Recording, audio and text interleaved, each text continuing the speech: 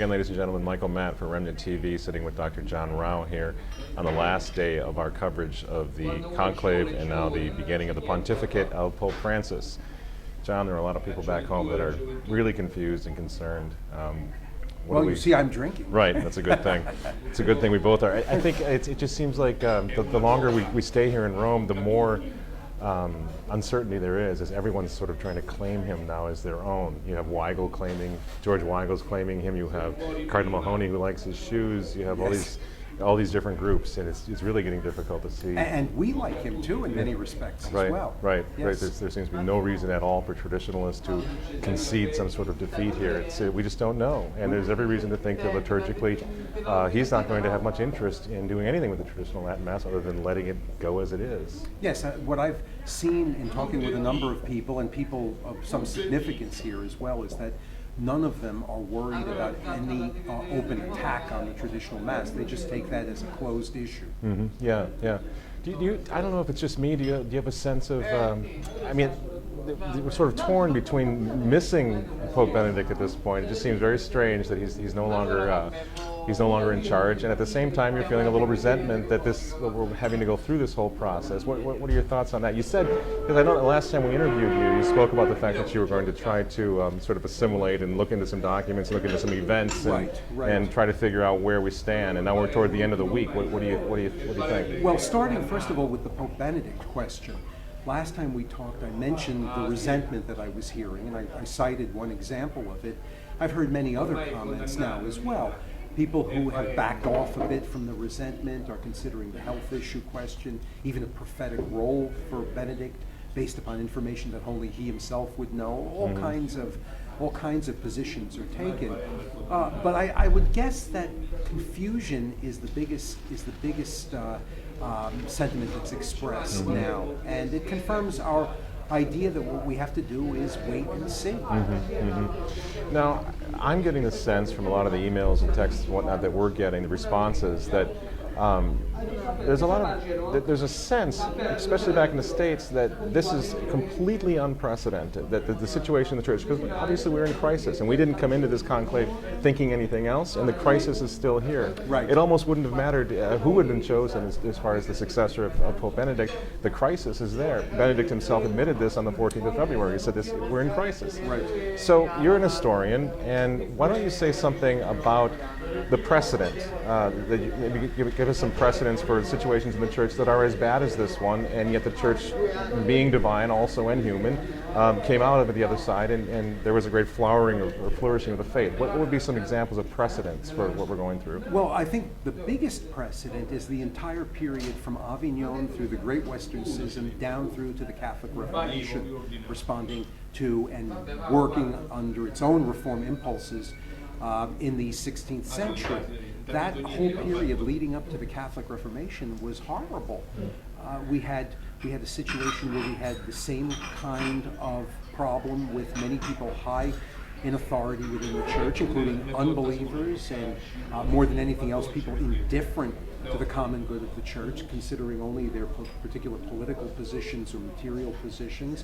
We've had people of not just dubious moral background, but outrightly improper sexual behavior. Homosexuality included? Oh yes, yes, indeed. And we had reformers who were in despair. There was one man, for example, who wrote a book called something like, if I remember correctly, The Ant-Heap, in which he talked about his conviction that it was impossible under the current conditions to effect a total reform of the church. It had to be little things that were chipped away at bit by bit. And those people, in despair in the 1400s, would have been overwhelmed with joy to know what did happen ultimately with the Catholic Reformation. But it took a long time. And many people died like Moses before entering the Promised Land. It seems like a lot of the great saints that we can think of, Charles Borromeo or St. Benedict, I mean, they really are distinguished for themselves for coming into a period in church history very much like our own. Yes. And it is their Reformation. It's the efforts that they did to reform the corruption in the church all the way to the top, just like it is today, that gives us reason to still be talking about them all these centuries later. Yes, and I'm glad you brought up St. Charles Borromeo, because that's a very interesting case, given that the cardinal nephew or nephews that preceded Charles Borromeo were among the most horrible examples of either indifferent or morally reprehensible creatures. And the next cardinal nephew after these terrible figures was Charles Borromeo.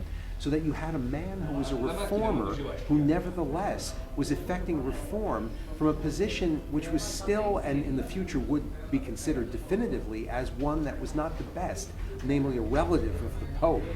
A relative of the Pope, as relative of the Pope as a nepotist position, became one of the major forces for effecting reform. So reform can come from unexpected sources. And a lot of what we've been trying to do this week with our reporting back to the States and around the world has been trying to keep people cognizant of that fact, that the situation is dire indeed, but at some point God's going to he's going to raise up a great saint. And at this point, we don't know who that is or when it's going to happen, but it will happen. And the point is not to think that it's all over. It's not all over. This is going to change. Now, we were at the Angelus today with Pope Francis, and there were the confusing signals. Yes. We had Cardinal Casper. A long quote from Cardinal Casper from the papal apartment. He also mentioned Our Lady of Fatima. The entire Angelus was in Latin. So again, we're just. What does it mean? It's very, very difficult to try to figure out. Two points I want to make in that regard. One is this, that it seems to me that the biggest problem is once again trying to find a way to annul this marriage between people who have a deep faith and a great piety and a moral integrity, from the conviction that the modus operandi of the council is the way of winning the world over. That's proven to be a disaster. And my one great fear is the continuation of that kind of a mentality.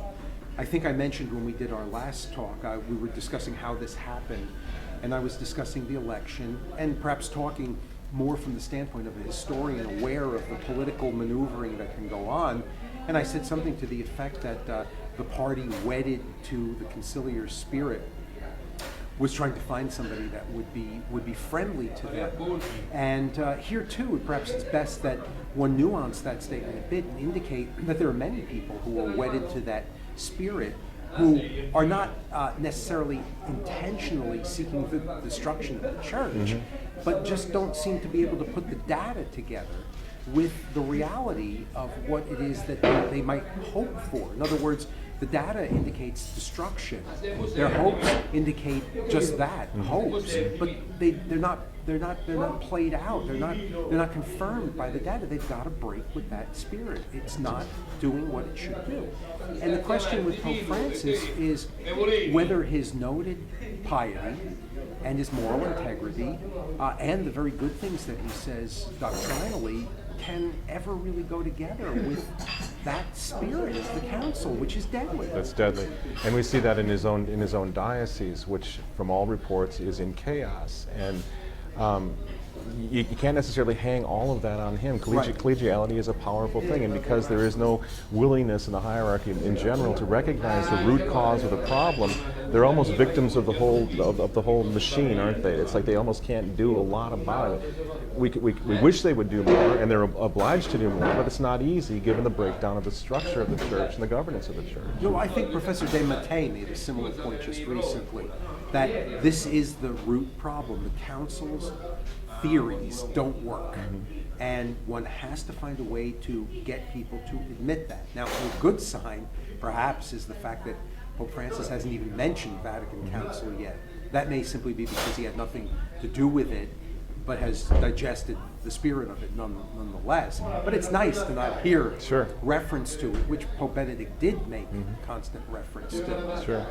But it's too early for us to tell. He is our Pope. We have to pray for him. We have to be very encouraged by everything that he says and does, which is from our standpoint what is needed, and which is obviously soundly Catholic.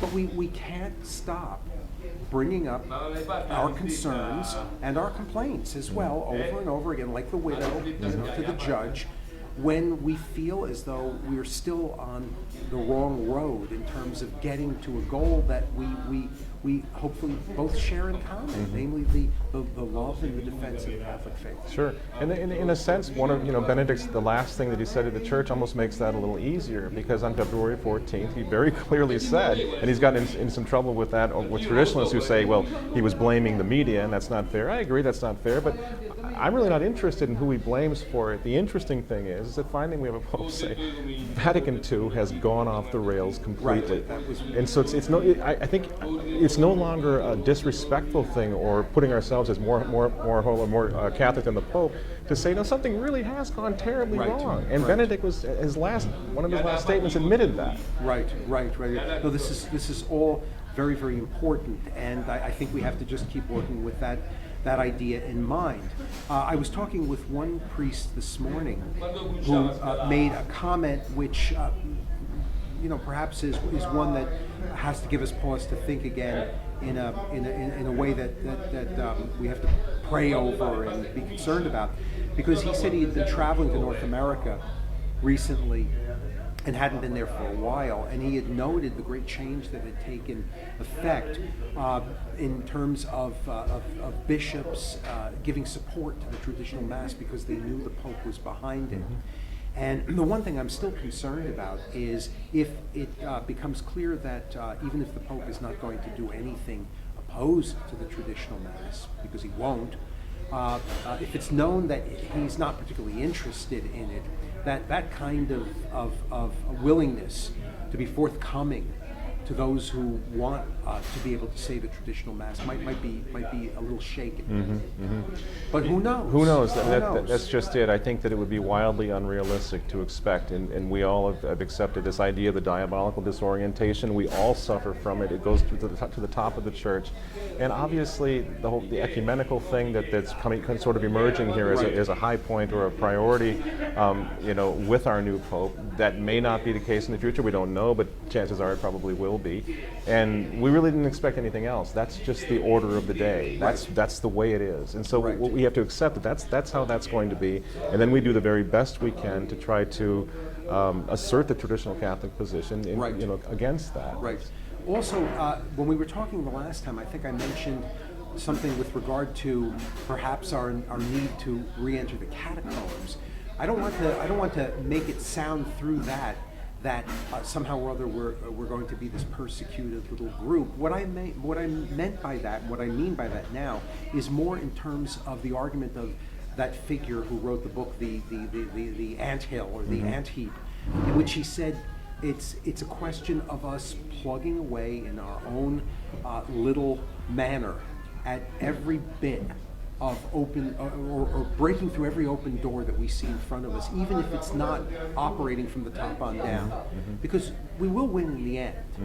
And if the Pope, with the great piety that he has, is open to recognizing the success that we have in drawing people to the faith, and by the way, as you well know, in traditionalist masses, traditionalist churches, the people who predominate in them are not exactly from in large numbers the highest elements of society, but ordinary people, the ordinary people that he has his heart set on evangelizing. When he sees the success we have with that, maybe his heart will open to that and he'll become more positively friendly.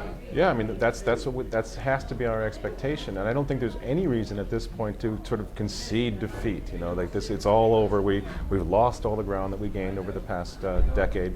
That doesn't seem to make any sense. We have to give this man a chance to show us that he's going to be an enemy of the traditional Mass now as Pope. Isn't that? Yes, and again, I don't think there's going to be any open animosity. The question is more whether he'll be indifferent to it. And our job is to encourage, to praise everything that is solid, that is done, especially as an outsider, with a potential reform of the Curia, while we continue to bring forth our concerns when we think there are problems. Sure. He is, from what I can gather, I mentioned in our first talk that I was going to try to ferret around and see if I could find other information. And although I insist once again there was most likely political maneuvering on the part of those who wanted someone who would be different from Benedict, I don't know if the Pope is their man. They might think he's their man, but maybe he's not their man. He seems to have a reputation for being his own man. Sure. And remember when Cardinal Ratzinger was elected, the folks on the more liberal progressive side of the aisle were claiming him as their man. But Yes. if you go back over the past 8 years, whose man did he turn out to be? I would say much more so the traditional Catholic. Yeah. People gained a lot. I mean, a great deal under Right. his pontificate. So again, that's the reason that we're taking our time with this, because Right. we've seen even in recent history Right. how you don't know right after the conclave how this man is going to form his pontificate. You just Right. don't know. Right. So there are some discouraging signs, yes, right now, and there are some positive signs. Yes, they're both. So we are where we are. We are where we are. And in contemplating that, prayer, the sacraments, and then on a secular level, the help of a little A drink. little of this won't. Here's to Here's to Pope Francis. Okay. To the-